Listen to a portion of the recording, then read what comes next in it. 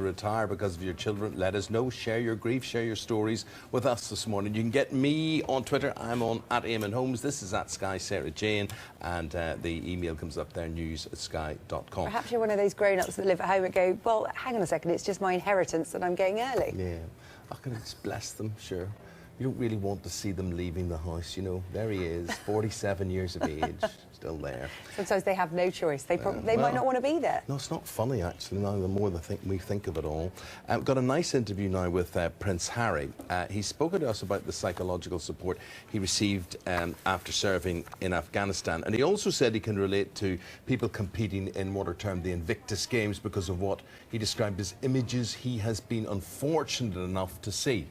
The Prince was taking part in a special edition of the Sky Sports children's programme, Game Changers, and he spoke to our royal correspondent, Rhiannon Mills. Both been criticised this morning for choosing not to feature the result of the Hillsborough inquest at all on their front pages. The Sun widely condemned for a series of false claims, you'll remember, about the behaviour of Liverpool fans a few days after the tragedy occurred.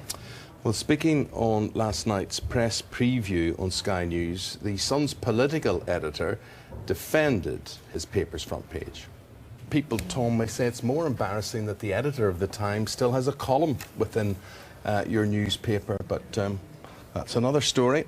Inside the papers, now you've got a story here about a hairdryer. I have. Do you use a hairdryer? Of course I do. I'm For what little amazed. hair I have left. I'm always amazed that men use hairdryers, but so many of them do. Why would I not use a hairdryer? You know what? We've got such little hair and it's so short. I would have thought you'd have let it dry naturally. Dry naturally. No, I would tend to go quite curly if I let mine dry naturally. Wow. Yeah. You might be interested in this then. I spend time straightening, and I used to mousse, but now there's not enough to mousse. Mousse, that's so 80s. Well, you know Dyson, James Dyson, who invented the bagless vacuum cleaner. He also did that big Halo fan as well that nobody could afford, but was a real feat of his rivals. That's what gets me. Hairdryers are so heavy, and I spend about 40 minutes drying mine. But the worst hairdryers ever. Do you ever go to a hotel and they're in the bathroom? It's a box on the wall. It's like baby's breath. And it comes in and goes. Why bother? Why bother?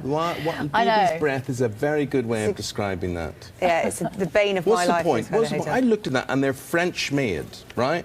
Why would we even bother going to the trouble of ordering those in from France? They're so used. You could open the window and it would be better. It's probably because they're so bad nobody would ever think about stealing them. And they're so weak that when you take them off, they continue to blow even when you're not holding it in your hand. There's this story in, I think this is in the Times as well today. It's going to be colder than Siberia over the next week or so. Here.